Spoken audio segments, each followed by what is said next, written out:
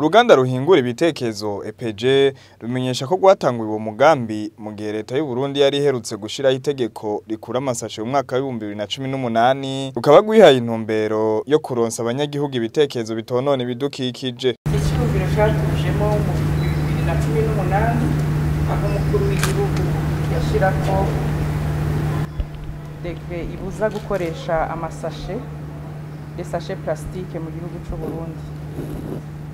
Intumbero bari ukugira ngo izo sashe niziva mu nzira haboneke ubundi buryo bwo gutekera abanyagihugu batavunitse.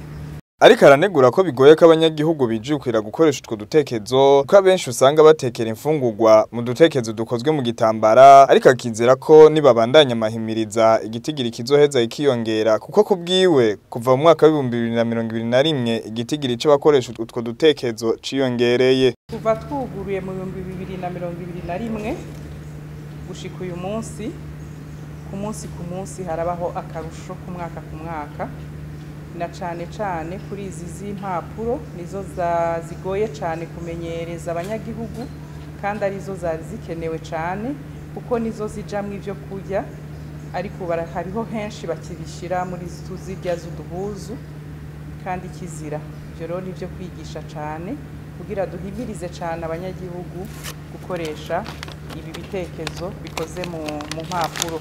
Nadine Mwizegwa arasigura ubwoko bwose bw'udutekezo nico dushobora gutekera, ahamenyesha ko utwo dutekezo dutekera imice yose y'imfungurwa mbere n'ubwoko bwose bw'ibikoresho umuntu ashobora kwifashisha mu buzima bwa misi yose. Ibi birashobora kujamo indya zihiye ubwo nyene zica zifungurwa ntaco vyonona ku magara y'umuntu, kandi dufise n'izindi zishobora kujamwo fungurwa bifise amavuta, ibifungurwa biva amazi nk'inyama n'amafi.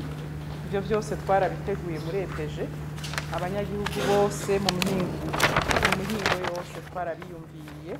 Izi barashobora kuzitekeramwo inyama, amafi mu masoko baje badandaza indagara mbisi bose barashobora gukoresha izi. Hari n'izindi zirimwo akantu gatuma hanze zitavirwa, nazo nyene zirashobora kujamwo ifise amavuta, bifise amazi n'ibindi bisanzwe byose birajamo. Muri kazoza turiko turiyumvira gukora amakarto yo gutekeramo kuko nayo barayadusaba cyane kandi tukiri mu mambaraje. Nivyo twashaka kwerekana kuko henshi duca batubwira ngo imvura iguye bica binyagirwa ngo bigaca bitabuka. Twashatse kwerekana ko usutse kwa amazi nta nubwo yabona indani. Imvura iguye uyifise uri mwibarabara ntuguma uhagaze mu mvura ngo ikunyagire, mugabo uwo mwanya wo kurondera uja kwikinga imvura nta kintu na kimwe iyambaraje iba n'ibirindani nta na kimwe biba.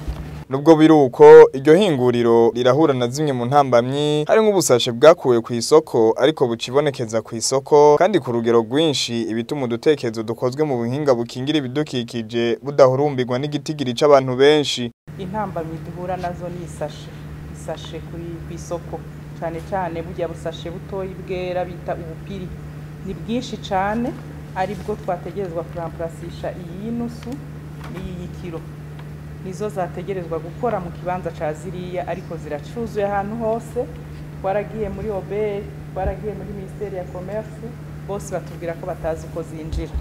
Twariteguye ko nka hamwe abazisaba boba benshi bava ruguru ko zibashikiriza ku mirwa mikuru, twarabikoze, ariko kubera ikibazo cy'uko isashe zikiri nyinshi aho twazishize hose kuva muri 2021 n'ubu ziracyari muri stock kubera ikibazo c'amasashe. Mu Ruyigi turafise yo stock, Gitega, Imakamba, Ingozi no mu Kayanza ni Muyinga. Kuvuga ko zizimvye ntitwovuga ko zizimvye kuko isashe naho boyiguha ku buntu ubanza kuraba icizi kuzaniye kugira umenye ko umenye ihitamo ry'iwawe. Aka ku muntu akikara idolari itaraduga ntikarenza amahera 50 y'amarundi, ariko naho ntibakagura. Ubu karashikana ijana ry'amarundi, sa mahera yotuma utikingira ngo ukingire uruvyaro rwawe, ukingira isi uzoraga umuryango wawe. Ntikazimvye, akagashobora kuba kagura ijana ry'amarundi, urumva ko ivyo biciro bitavunye. Urakamesa mugabo kakagira ivyo kakononera bivanye n'ico wagatekeyemo. Aka bivana n'umuntu wese ingene yitwararika ibintu vyiwe. Hari abaca bagatabura bakagata, hari n'ukagorora neza kakabika agashira mu isakosha, ashobora kugakoresha n'inshuro 5 zinarenga, karakomeye gusumba kajya bamese. Utwo dutekezo turi mu mico ibiri, udukozwe mu bwoko bw'impapuro n'udukozwe mu gitambara nk'uko bisigurwa na Victor Nyandwi, umuyobozi ajejwe ibikorwa muri EPG. Nk'uko muriko murabibona muri rihinguriro ry'iwacu dukora ubwoko bubiri bw'ibitekezo. Turafise ibitekezo dukora mu matisi, bitwa by'impuzu, byo twita manone oven mu kindi kirimi. Turafise n'ibindi bitekezo bikorwa mu mpapuro. Muri ivyo bitekerezo bikorwa mu mpapuro ivyo bakoresha mu farumasi, bakoresha mu gutekera ibifungwa bitandukanye, yaba n'abimikate canke abandi bakoresha mu mabusheri batekera ivy'inyama, ivyo bakoresha. Mu ntumbero yo kugwiza ubuhinga hamwe no kugwiza amahinguriro, iryo hinguriro ritera kamugwaruka hamwe n'abarundi muri rusangi kwijukira kwiga ivyigwa by'ubuhinga kugira bagwiza abahinga bashoboye gukoresha ivyuma bikoreshwa mu mahinguriro. Murazi ko igihugu cyacu cy'u Burundi mu 2040 kizoba ari igihugu cifashe, mu 2060 kizoba ari igihugu giteye imbere. No terakamo nk'abarundi canke urundi gwaruka dufate nk'ibintu byo hanze bo biga bisunze ibyo baza gukora. Turiko turaraba rero igihugu ko kiraja muri iyo migambi yayo, turabona ko ari igihugu kizoba cifashe mu 2040 nkuko babivuga. Kizoba cifashe igihe amahingura azoba yabaye menshi, abantu baragwije ubuhinga bukomeye. Neno terakamo nk'abandi bajene ko boza bishobotse akaza gusakaza muri EPG kugira bazofashe guforoma abandi bajene, ukwiga kizogenda gitera imbere, kegera imbere mu iterambere, n'ukizoba gikeneye abahinga bashobora kugendesha ama mashini nk'aya mwabonye. Umuyobozi w'iryo hinguriro Nadine Mwizegwa hari ivyo hamagarira abarundi muri rusangi. Turahimirije abarundi cyane ingingo yose, abo mu masoko, abo mu alimentation, abafise amabusheri, poissonnerie, farumasi.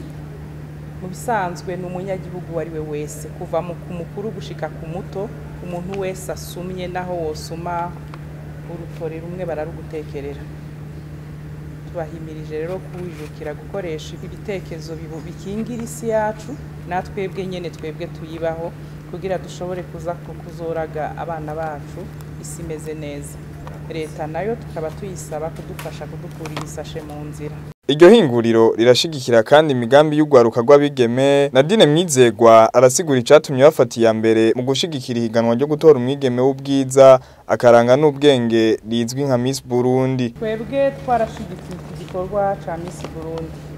Mu kugishigikira twashatse gushigikira cyane urwaruka, ariko cyane abapasoni, kuko abapasoni birakeneye ko bigishwa cyane ko ubuzi bwose bukorwa, ntiyumve ko akazi azoronka ari ako mu biro gusa. Twashatse kwereka abapasoni ko no mu mamashini abakobwa bakorerayo, abagore bakorerayo, mu gukontribuwa muri iterambere ry'igihugu. Umukenyezi ntaho yimiriwe, n'ivyo abagabo bakora amamashini bakoresha, umukenyezi arabikoresha neza.